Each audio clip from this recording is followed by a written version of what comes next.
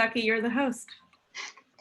All right, this is Zaki Hamid. I'm the Director of Community Engagement at KUOW. Thank you so much for sticking with us. We had about 10 minutes or so of technical difficulties here, but hey, that's the beauty of being live.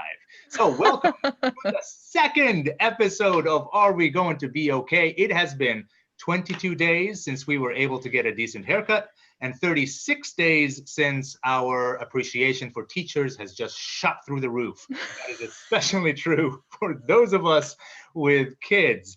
So for those of you who have joined us last week, welcome back. And if this is the first time that you're tuning in, we're really happy that you're here. As COVID-19 situation continues, and unfortunately it will for a while, we at KUOW wanted to give community members a virtual space to come together.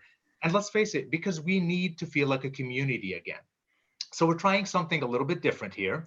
We're going to hold a weekly virtual series of conversations with community members from different corners of our city to talk about how we're all handling this new and hopefully temporary reality.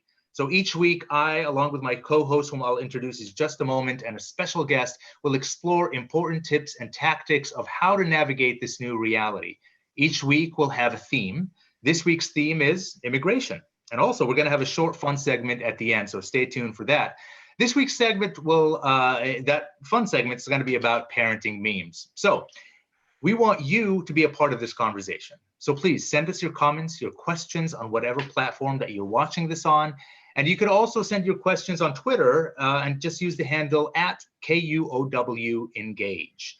Now, it gives me great joy to introduce my co-host for this series, Special Projects Editor and co-host of Battle Tactics for Your Sexist Workplace, Jeannie Yendel. Hi, Jeannie. Hi, Zaki. It's How's so it nice going? to see your face. I am just admiring your KUOW swag in the background. Oh, thanks. I also have it right here, if you can see. I noticed. I have my water bottle. That's what I was able to find. Look at it's falling apart. I use it so often. Yeah. That's good. It's That is good a to good use thing. water bottles. Well, welcome, Jadu. So glad that you're here. And now I'd also like to introduce our guest. Ruchika Tulshyan is the author of The Diversity Advantage, Fixing Gender Inequality in the Workplace, which is on how to advance women in the workplace. Her company, Candor, advises organizations on diversity and inclusion strategy. Ruchika is a regular contributor for Harvard Business Review. She's also a distinguished professional in residence for Seattle University's Communication Department. Welcome to Are We Going to Be Okay, Ruchika? Thank you so much. And I have no swag to share with you myself, so hello. That's totally okay. Because we're just going to go ahead and get right into the deep end of this conversation right off the bat. And it's not because you don't have swag. It's just because that's how we roll. So the title of this series is Are We Going to Be Okay? And I said this last week on the show. I'll probably continue to say it. I don't know how I feel about that title, because when I think about the question, are we going to be okay? The answer I keep coming back to is no. Like for many of us, we won't be okay. So Ruchika, I wonder how you would answer that question. Are we going to be okay? Wow. I wish I know. Deep sigh. Everyone watching, I hope you're taking a deep sigh with me as I'm thinking through this. I think the answer is rather the question about are we going to be okay? The thing I'm thinking about is how are we going to change, right? And I think we cannot emerge from this fundamentally unchanged. I think for sure there are going to be a lot of people who are not going to emerge from this okay, and for a number of reasons, and we know about many of them. I think the question that for those of us who kind of have the privilege to know that we'll emerge from this mostly okay, we really need to think back and ask ourselves, like, what are the changes that we need to make personally and as a society? So I think to directly answer your question, are we going to be okay? I don't know that. What I do know is that we are going to walk away completely changed whenever this finally comes to an end. It's a good answer. And I hope it's not a cop-out, because I don't need to tell anyone listening that this is a super hard time. I actually don't think you can be in any corner of the world and be like, hey, we'll be okay.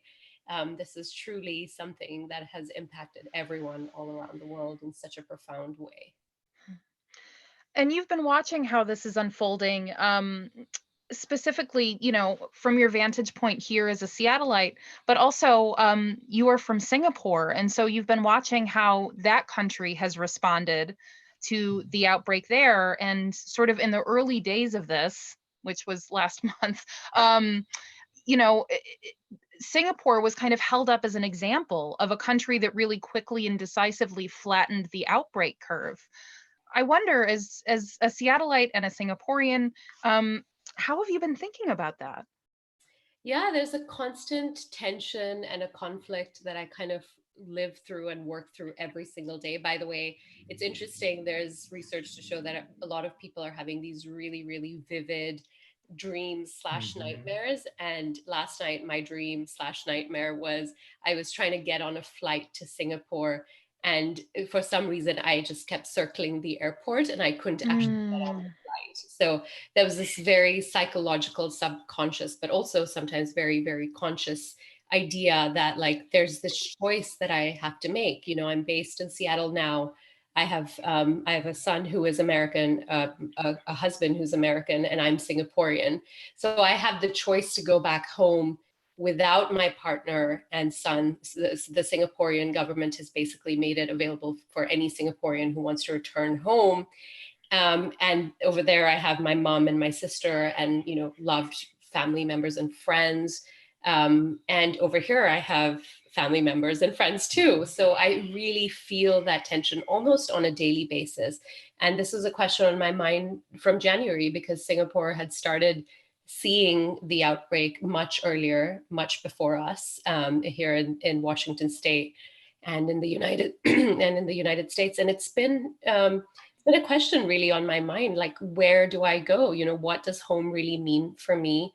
For me as an immigrant, do I trust that the U.S., specifically Seattle, will have my back? Should this touch my life and my home directly? I don't know. And so those are the questions I'm kind of grappling with on a daily basis, I guess, even in my sleep and in my dreams.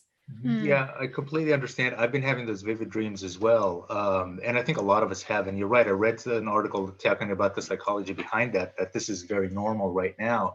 So there's something I want to touch about or touch on. So I'm like you, I'm an immigrant. I immigrated here in 94. So I was about like 19 years old or so. How old were you, Ruchika, when you immigrated here? So I immigrated in my 20s for Okay. school, and then for me, I actually didn't think I would live in the U.S., but I met someone who, lives in America, and you know how that goes. So I moved for love, quote unquote. So this question is, and again, sometimes that's a question as well, like how much of this was a choice, a conscious choice I could make, where so many millions of immigrants don't make a choice, right? It's really they're here for very, very specific reasons. They're fleeing violence, they're fleeing terrible circumstances, and for me, it was a very deliberate choice. Mhm. So there's one thing that I'm wondering about because um, during this crazy time that we're living in, I felt that I had certain experiences that maybe prepared me, not exactly for this, because I don't think we've ever been through something like this, but I've had some experiences that I feel come into context and really prepare me for some of the psychological effects, especially. I've had a lot of, because I'm a Palestinian that was born and raised in Jordan. But I remember certain horrific things that were happening. I remember vivid things about people wailing and talking about massacres and all of that. So I think that kind of toughened me up a little bit. I'm wondering if you've had any kind of experiences, or what kind of experiences did you have that you feel prepared you for what is happening right now? Well, from a country level, I was much younger, but I did live in Singapore during SARS, during the last sort of big bout of coronavirus. And I was in school, and I remember schools Mm, being shut, but I don't remember my life being fundamentally changed. And of course, I was so much younger.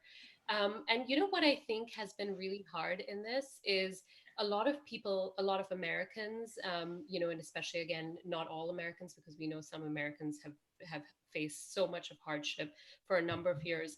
But I think a lot of Singaporeans and Americans and some other people from countries that have experienced relative stability and have never lived through a war or never lived through Mm, a circumstance like this, it's really shaken a lot of us to the core. And I think that sometimes really makes this so much harder, because there's a side of me, in the study that I do and the research that I do, that focuses on privilege and systems of oppression in the workplace. And I say to myself, how dare you, Ruchika, feel bad about what's going on in your life? You have a roof over your head, you have food on the table. Like, there's this constant sort of back and forth. I've talked about this earlier on a different podcast, that I really experience deep shame mm, about the level of suffering that's out there in the world.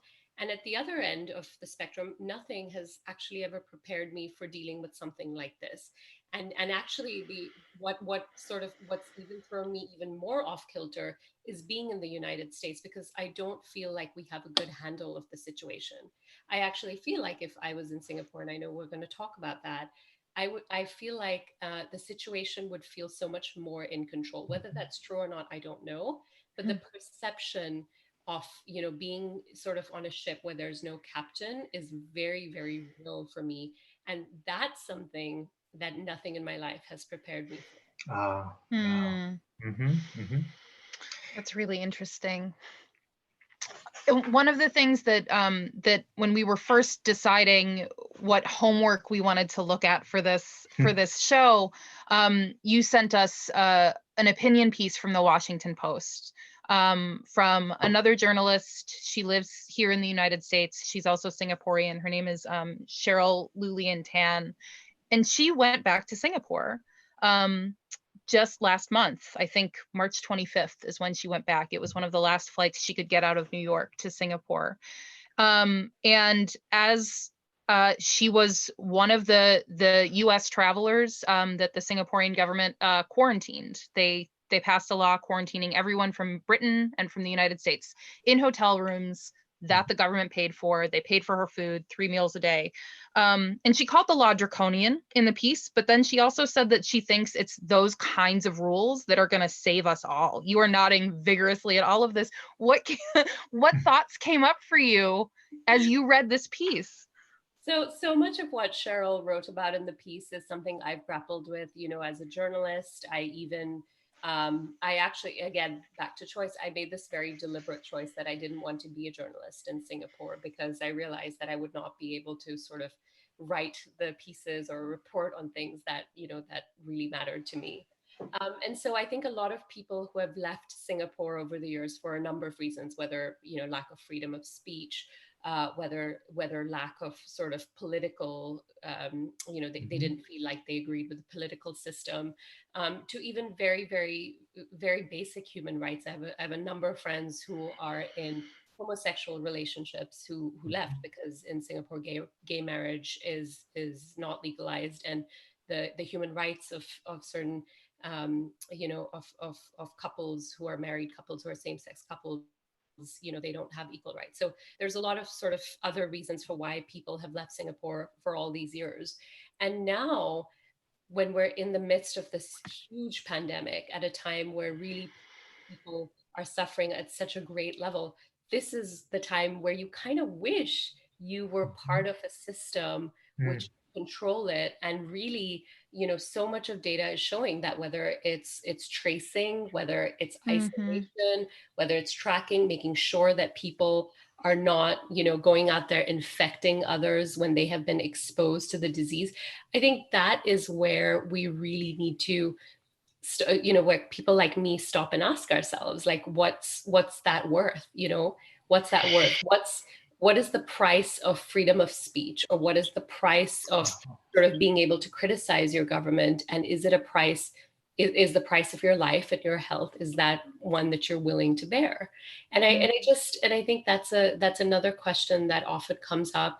And interestingly, I have noticed a lot of very, very well-known journalists going back to Singapore and living through the quarantine. I follow some of them on Twitter, and they're tweeting these like hilarious photos of them having to check in with the government with the photo, like literally being like, here I am in this room, photo, like photo, Yeah. which Cheryl writes about as well. And so it's a really interesting time. It's a time where you kind of wish that there was more trust and transparency within the government, so that if that's going to be you who is exposed to that, or who needs to do that to make sure that everyone is safe, your data is safe, and right, Mm. if the US government shifted to that strategy, and I know there have been some calls for that, I don't think I would willingly give my whereabouts to the US government right now. So Yeah. this is very interesting because I think we've been kind of grappling with that question of what are you willing to give up? For years, I mean, it definitely came up after 9/11. It was, what are you willing to give up in order to feel secure? And I think we gave up a lot, and we willingly gave up a lot of things, including having the government know what books we're checking out of the library, right? So we gave these things up, whether some people think it's security theater or some people think it's absolutely legitimate.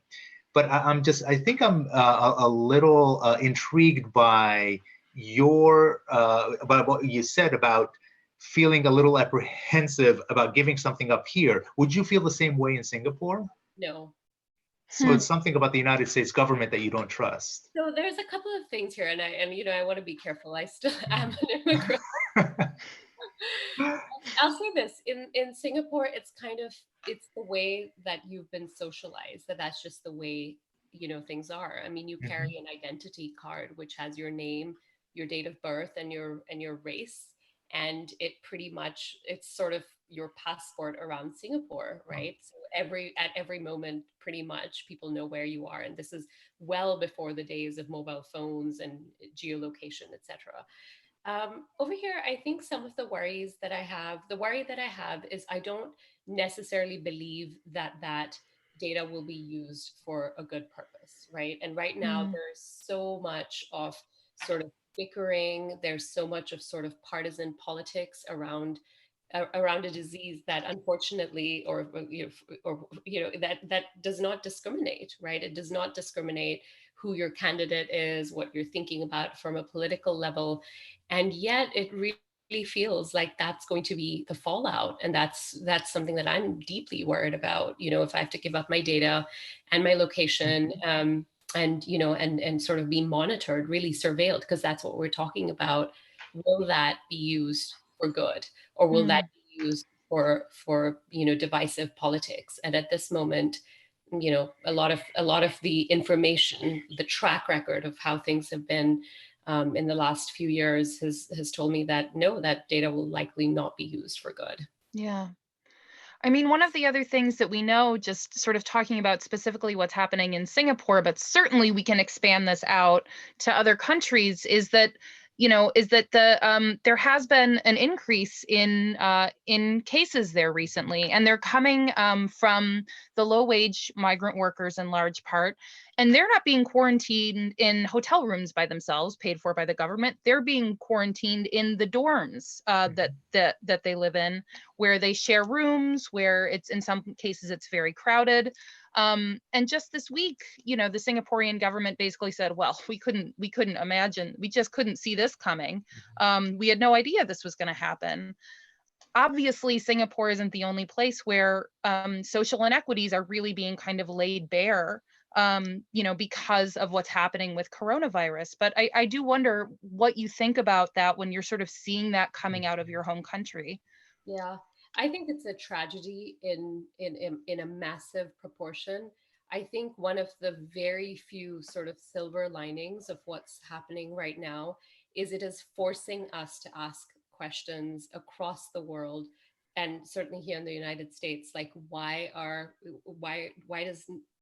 doesn't everyone have access to healthcare, for example? In Singapore, the question is, you expect workers to do all the quote unquote dirty work, and you're not giving them equal rights. They live in these really, really difficult conditions, clearly, where they aren't safe from the virus, for example. And I think for the first time ever, a lot of governments have had to sort of confront this problem. I remember reading a quote, I think it was from Anand Giridharadas, but it was a number of years ago, which is so relevant right now. A society is really just as healthy as in essence, their poorest person, right? And their least healthy person. And I think societies around the world have had to now grapple with this question. What does it mean when the rich cannot remain healthy, right? Or those with power and influence cannot remain healthy, because your lowest common denominator right now, is someone you really need to be thinking about and focusing on and supporting. And I think that's something that we have now seen exemplary leadership come out of this country in some ways, and some governors. I have to say, I'm really, really proud of the way Governor Jay Inslee is handling things. I have a few friends who work in sort of rent control and sort of housing and equitable housing. And it's just incredible to see. And also then ask ourselves, like, wait, why were like rent increases, not banned for certain people? Like why were these provisions not already in place? Mm. But at least they're happening now. And so back to this idea, like, we cannot return to society and business as usual. I don't want normal anymore. I never wanted normal, but I definitely don't want normal when we come out of this. I want us to all be changed and really thinking about, those who are most vulnerable at the margins of society.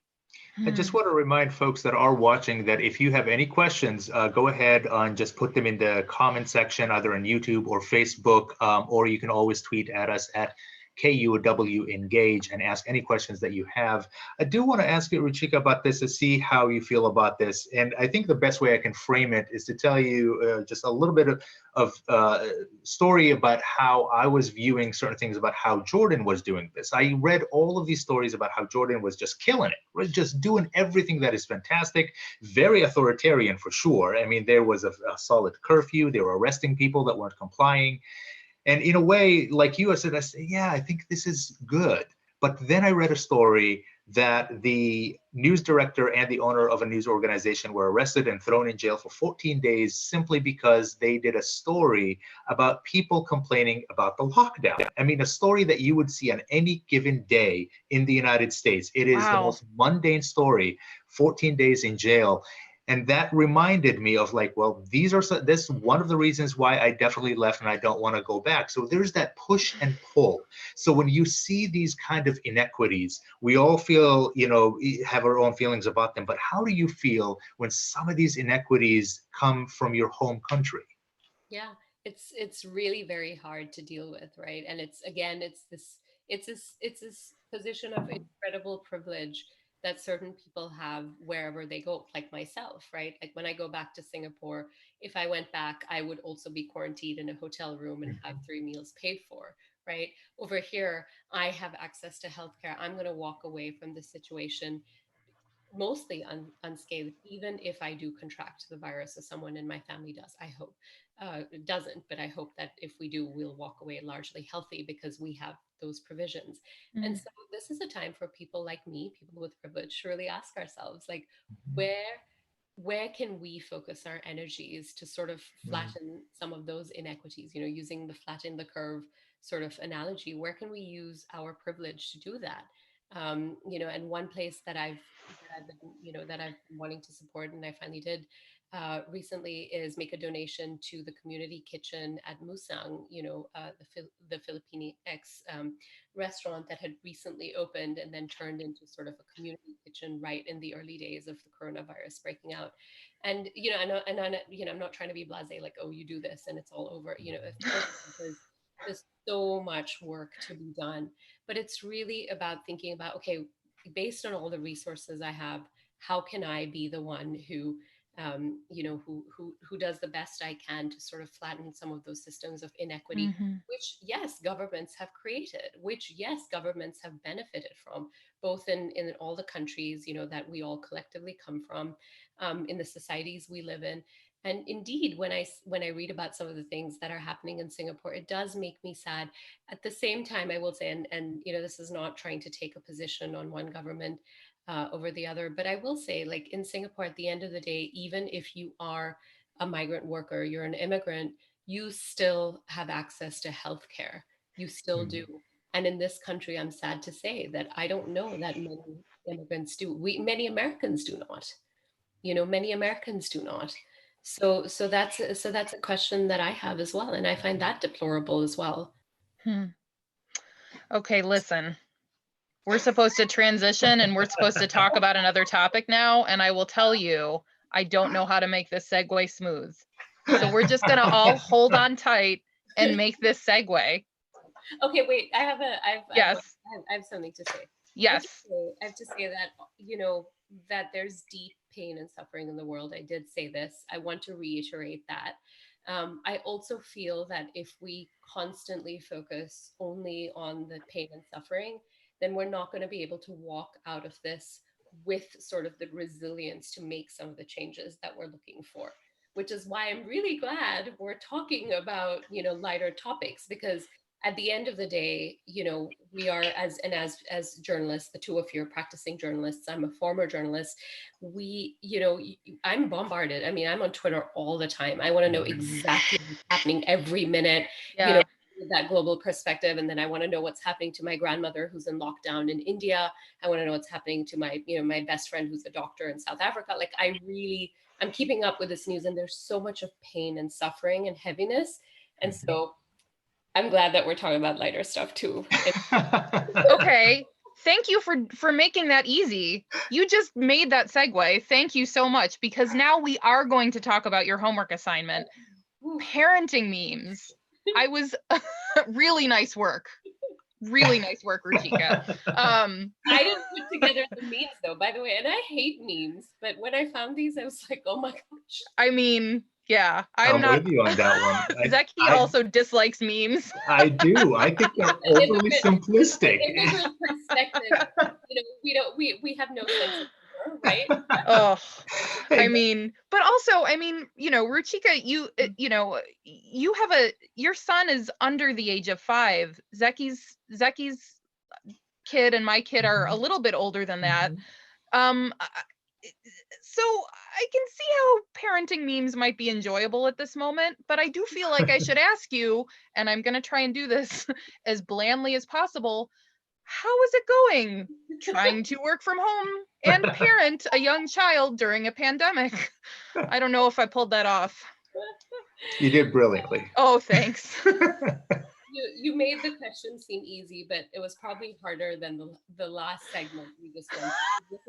This is the personal, this is the day-to-day, this is the sort of scheduling of things and feeding and all of that. It's really, really hard. And and research has shown that it has disproportionately impacted women. And so I say this as a mother of a child who is 3.5, that it is really challenging. And I have, again, back to this concept of privilege, I have all the privileges, and despite that, it has been so challenging. And I think the other part of this is, sorry to go serious on you, and then we're back to memes. It's all a rich tapestry. It's fine. I think we're starting to ask ourselves those questions as well. Like, are the childcare and school systems that we have, are they equitable? And the answer is a big glaring no. And I think for a lot of people for a long time, it was like, we know it's not, but hey, we're fine and let's carry on. But suddenly it's become personal, because for people who have nannies, or for people who have these top-notch daycares or preschools or schools, even they have to now suddenly be the primary parent. They have to be the person doing the caregiving. And Zaki, how you started this segment, exactly. It's been 36 days since we've been we love you. And so give them all the money. The worst would be at the end of this if my son's teacher was like, no, thank you, I'm done with this. I'm gonna go and do something else. I'm gonna like beg her, like, no. My point is, I think this has been a really tough time for working parents. I think it has also been tough for people who have to work in jobs that are expected to go on as per normal. And sadly, a lot of them have. Obviously, we're here in Seattle, where technology rules the roost, and technology companies. And from what I've heard from a lot of people working in tech companies, they're expected to sort of do everything at home and then be business as usual online, dial into meetings at 8 a.m. and 8 p.m. It's ridiculous. Yeah. So Yeah. let's go ahead and show these memes. Let's start with the first one. And after that, there's a question that we got that I'd like to ask. Yeah. But before that, I'm going to go ahead and I'm going to share my screen here so that everybody can see what we are talking about. Right. So here's the first one. Guys, screen time was out of control yesterday. Today, we're cutting way back 10 hours max. So This resonates very hard for me. Very how's hard. screen time going for you? Oh boy. How's screen time going? I don't know. I haven't even, I haven't looked up from my son's screen for the last however many hours. How's my own screen time going as well? I've been playing most of the day. I've given up on what I don't even know what the American Academy of Pediatrics says is normal, but whatever it is, I'm like doubling and tripling and adding an additional 5 hours to that. So that's a norm on my end. What about the two of you? Oh, Can yeah. that just be my answer? Just blowing air out through my lips? Can that just be my answer? Yes. Why don't you Okay, give great. it a try? Let's see. There. That's my answer. Valid. That's a meme by itself right there. Sure, screen time. There is I don't know how much longer I can take songs from Frozen or Frozen 2. I just don't know how much longer I can take. You have like 3 more years of it, Zeki. Easy. I'm at the breaking point, and Oh, I love wow. you. Get in your sleep when you're singing. And hey, quick question here on the immigrant question. So all the immigrant parents I know, and especially back home in Singapore, like they don't think it's such a big deal. I feel like over here, I feel like a lot of Screen time they don't think screen time is a big deal. They're not like tripping themselves. Like they're not sort of, I think, giving in to the guilt the way I feel like sometimes we do here. Like my mother in Singapore, she's like, yeah, I mean, you guys watched a lot of TV. And I'm like, oh my God, we did. And yes, we did. And probably, sometimes the TV, we had one TV at that time, like, we probably watched things that weren't appropriate for 3.5 and 4 and 5 and 6-year-olds. And that was the way it was, Yeah. Yeah. I mean, I also, that's a really good question. I don't know, Zeki, if your friends with kiddos in other countries are not as sort of hung up about screen time as we are here. Oh, no, not at all.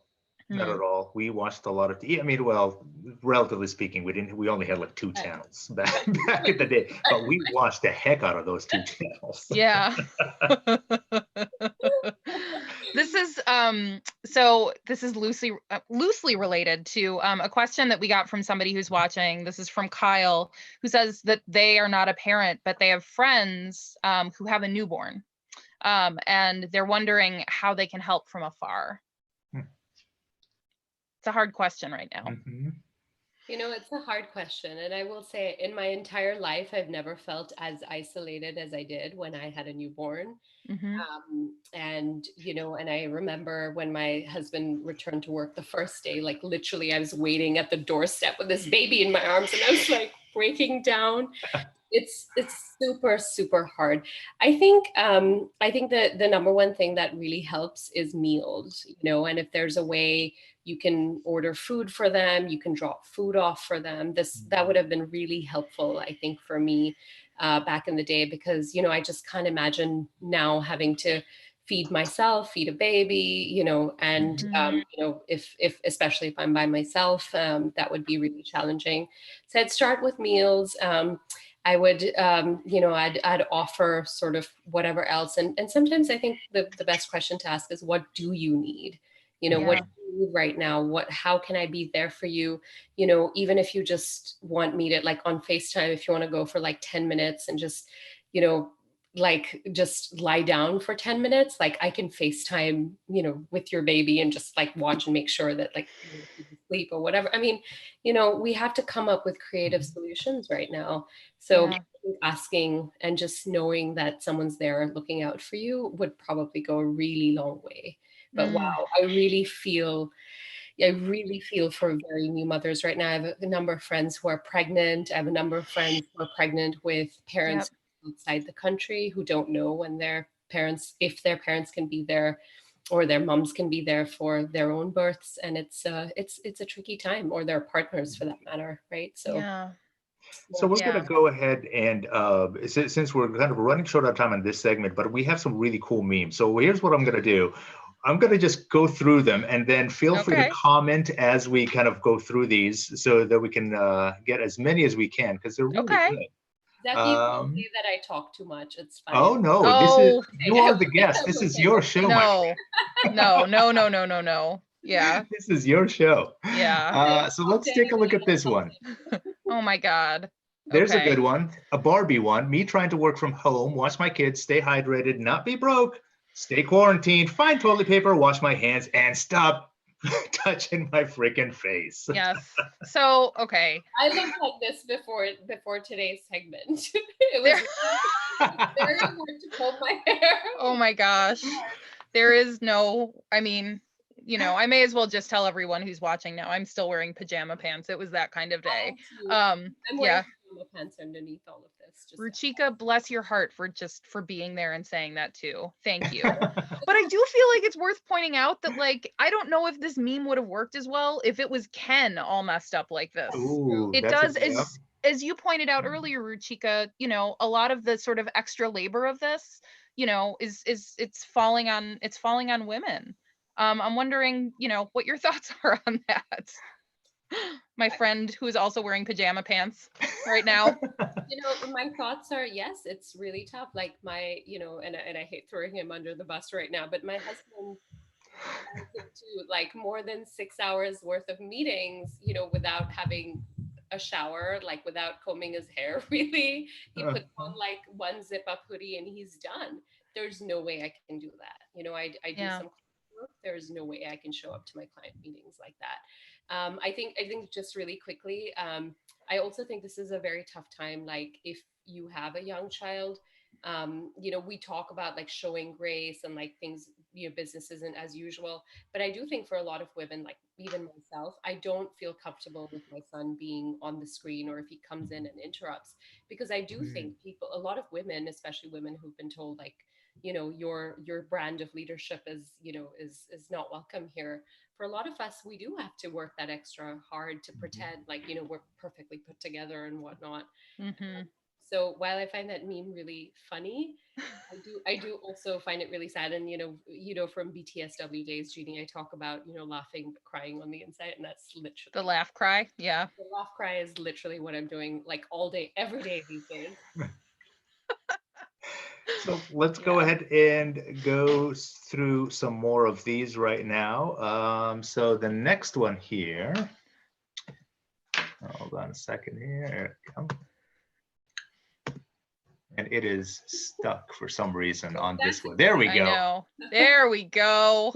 Take it away, Jeannie. Okay, so, and I really appreciate that we're reading these memes aloud. Like, this is we really understand how the internet works here. Okay, so here it is. It will probably be strange and boring to be out of school for a while and not see your friends, but we will try to make this fun for you. And then the kiddo says, "Are you kidding me, mommy? We get to hang out with you and daddy. This is going to be fun." I'm not crying, you're crying. That is just so sweet. Oh my gosh. The number of times my son so said, like, "I love you. I'm so glad we're together." Oh. Even when school starts, I don't want to go back. I'm like, oh my gosh, it's so sweet. That's lovely. And every time, because this is an age where they need a lot of attention and a lot of love. I always tell myself, like, in 10 years, he's not even going to want to see my face. So let's just maximize this, and that's sort of to end on a more positive note. I mean, that's really what's helping me get through this moment, telling myself that, hey, there's a lot to be glad for. I've made him, I try and do a gratitude thing where I say 3 things I'm grateful for every day with my husband. And we've actually started that now with my son. So today it was his 3 things that he was happy about. I don't think gratitude really translates to this age. I said, "What are you happy about?" And he was like, "Popsicles." And then he said, that I get to sit on your lap and that I get to give you a kiss. And I was like literally I was about to fall off. Like, oh my God, that's so sweet. So let's go ahead and look at the next one. I love this one. I think this is hilarious. Oh, okay. So this is something that I saw, and it just, every time I see it, it makes me laugh. Just this idea of, explaining to my friends with kids under 6 how it's been isolating alone. This notion that, things can be more difficult when you have small children. I also appreciated that it was 2 men talking to each other about this, one of whom was clearly doing a lot of hands-on parenting, the one with the crown of thorns. Yeah. I wonder, I mean, it also made me think about this idea of, my spouse calls it compare despair, that thing that happens on social media when you see like other people's kind of perfect looking lives on social media. It's like curated for it, but then you feel really bad about your own stuff because it seems like everybody else is doing better than you.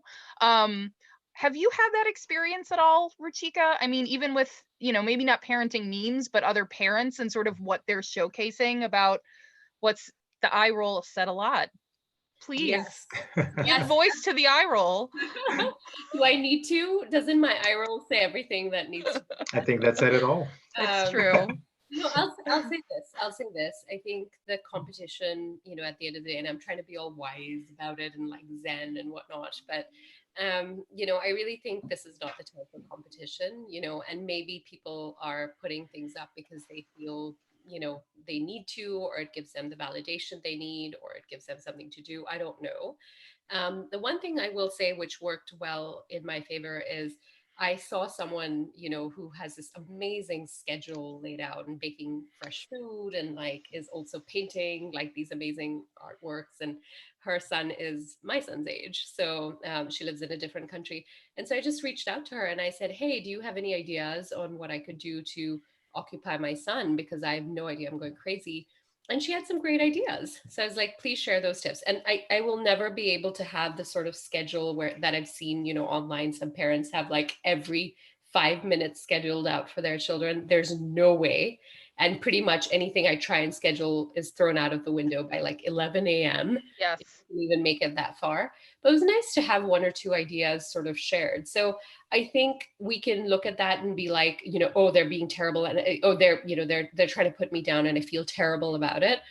Or you can be like, that's their thing and I got to concentrate on my own thing. Or you could say, hey, maybe there's some ideas here which I don't have to go out and sort of reinvent the wheel right now. And I think that's what happened in my case, which helped me deal.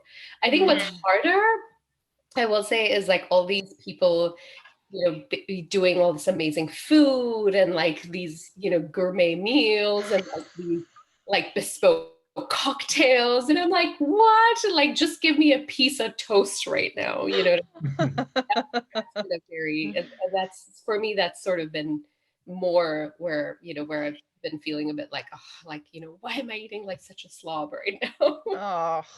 So I think we have kind of got time-wise, we ran out of time for the rest of the memes. But before we move on, before I give this to you, Jeannie, there's one quick thing I want to mention. It's not quite a meme. It was a video that I saw that I thought was absolutely hysterical, of this young woman who had a little ukulele with her and said, I'm a music teacher, and I thought the best way of talking about teaching remotely is to write a song about it. So she starts playing this really lovely tune, and that just belts out the biggest scream there is, like, ah! I thought I was like, that's good. That's really good. Yeah. That's a wonderful way to end it. Oh my gosh. So yeah, I mean, well, okay. I tried to do a schedule as well, Ruchika. And within 4 days, my kid had just holed up in a room and was just texting me on her computer whenever she wanted something. And it's like, okay, so you're at least writing. So we're just going to call that a win. Yeah, it was, anyway, let's just write a song and scream. And that's the lyric. Yeah. Yeah. Oh my gosh. Ruchika, this has been so delightful. Thank you so much for joining us today. Thank you. What a pleasure. Oh my goodness. I feel so lucky to be able to like have adult conversations and B, I think just really the sense of community, which sometimes Seattle hasn't always been very welcoming. I've written about it as, especially as a newer, younger parent, it was definitely challenging to kind of find my tribe.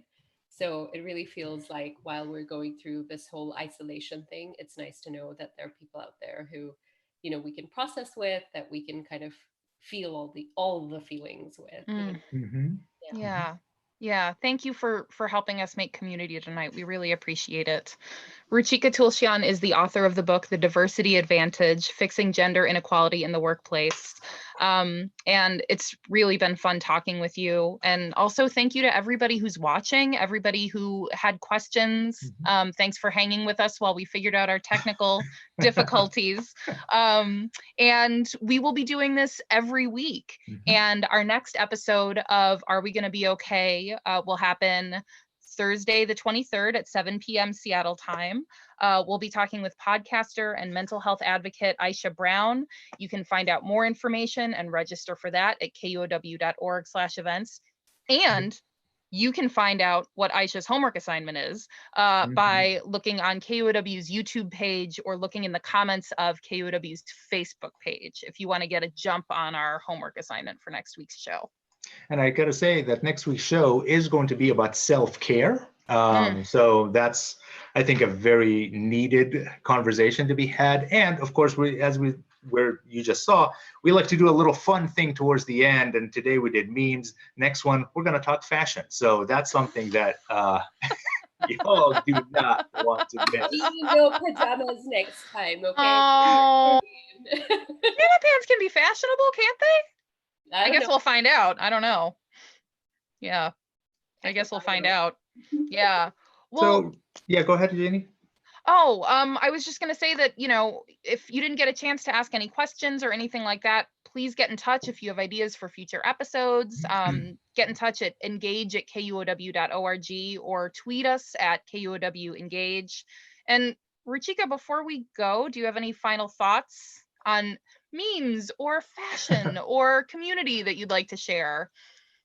Yeah, I think I just want to say that this is the time to really reach out to people, just a little text, just a, hey, how are you? I'm not very good at that normally. I just feel overwhelmed in general and in everyday life. And it can be, just like I took a photo of, these beautiful cherry blossoms on a socially distanced walk. I must emphasize. I just sent them around to people. I just said, this kind of uplifted me today, and how are you? And that's it, because I think it's very easy for us to retreat into our shell because it does feel like the world is burning and on fire. But if there's a way that we can just, reach out to people, a small text, it doesn't have to turn into like a FaceTime conversation. I have no time for FaceTime conversations. What I mean. But just something small, because we are really in this together. We may not emerge all from it, change in the same way, but we are in this together for sure. Thank you so much, Ruchika. And I want to thank everybody who tuned in today. I'd also like to thank our producer, Kristen Leong, our events team, Charlotte Duran and Bridget Anderson, our graphics designer, tech boss, the one who saved us today, Tio Popescu, and of course, our marketing manager, Michaela Giannotti. We'll see you all next week with Aisha Brown, Thursday, April 23rd at 7 p.m. live right here on KUOW's YouTube and Facebook channels. From all of us at KUOW, be kind to each other, stay safe, and stay home. Good night, everybody. Good night.